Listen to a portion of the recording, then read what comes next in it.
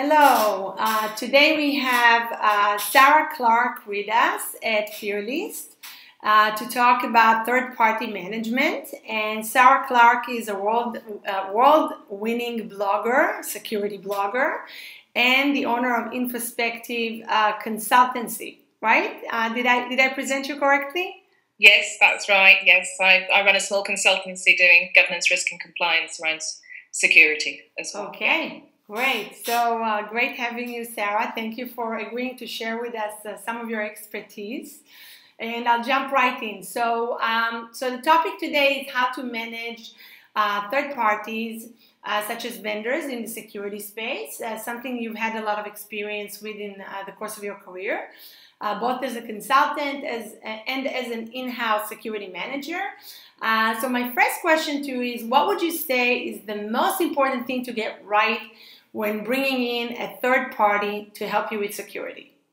Okay. If you're bringing in a third party specific around security rather than any other service provider, I think the one thing you can't get wrong is requirements definition.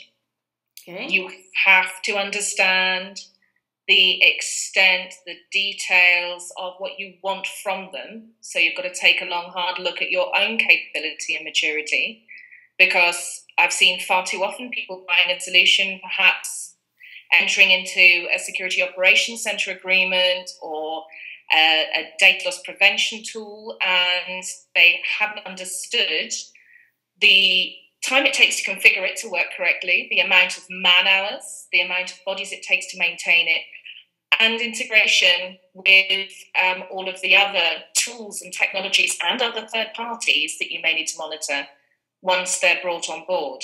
And there's no time to put that right afterwards.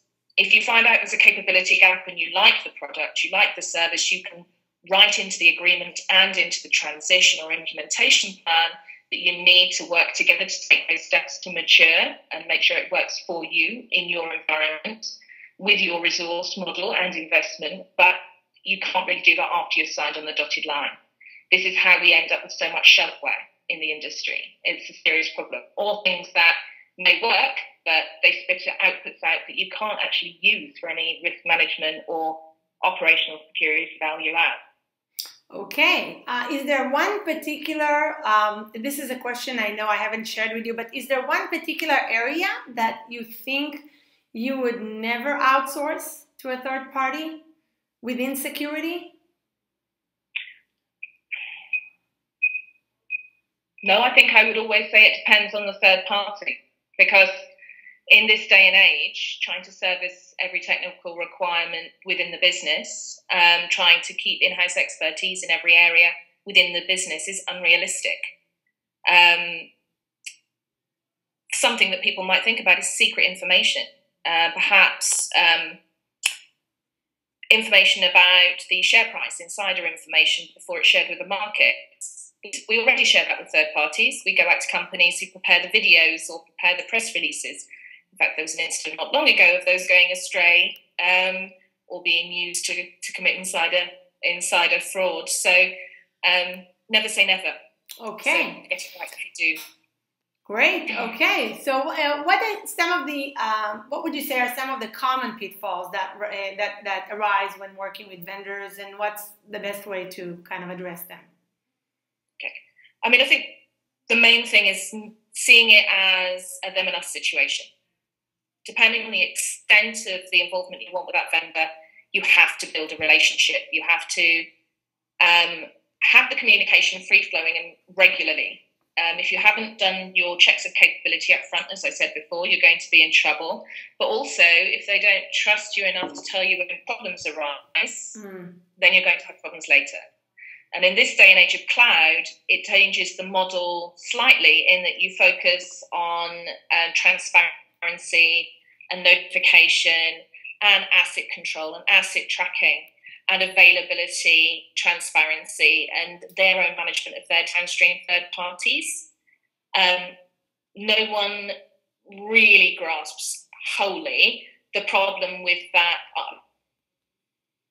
managing things at an arm's length. There is always extra effort and extra time and extra layers of politics and blockages added as soon as you deal with any third party. Okay. That sounds almost like being a product manager. I suppose it's kind of similar. It's always the same pitfalls. So what do you see as a bigger problem with working with third parties? Is it over governance or is it under governance? That's a really good one, because both can be dramatic problems. I think probably with the level of maturity there is around vendor security governance right now, I would say it's under governance. Under governance. I think right now, if we tend to go in curves. We leap in with an out-of-the-box solution, which is often far too much oversight for our business model or for the large portion of our suppliers.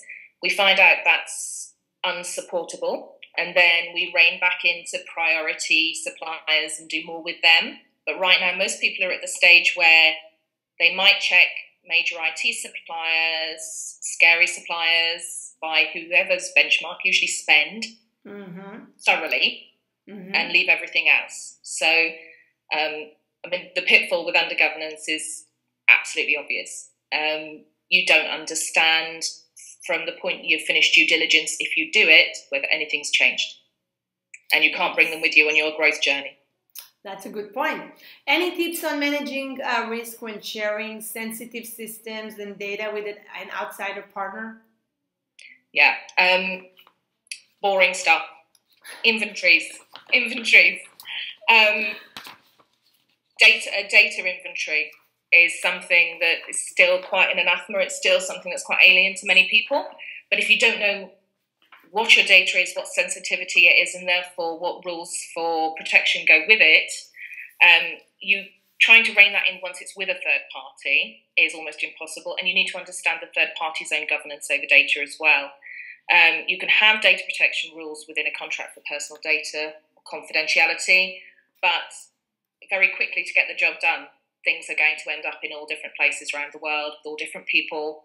And so you have to have a repository, a means to actually attach an owner to that data on both sides of the camp and to be able to track it.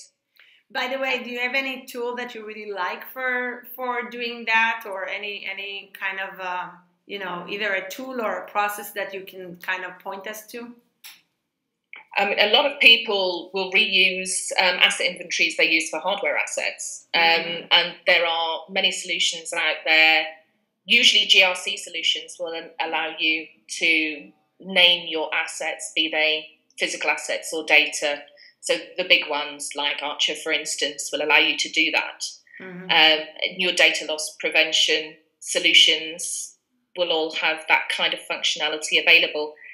It's really, as I said before, though, not buying something that's designed for enterprise use, or if you buy something that's big for enterprise use, making sure that you've got the bodies on board to get it to how you need it to be and then manage it ongoing. I mean, it's like any database. If it's never updated, it's going to be no use to you. Makes sense. Well, thank you so much, Sarah, for sharing your insights. And we will talk to you about women in security going forward. Thank you. Nice to join you. Thank you, Eva. Thank you. Bye-bye. Bye.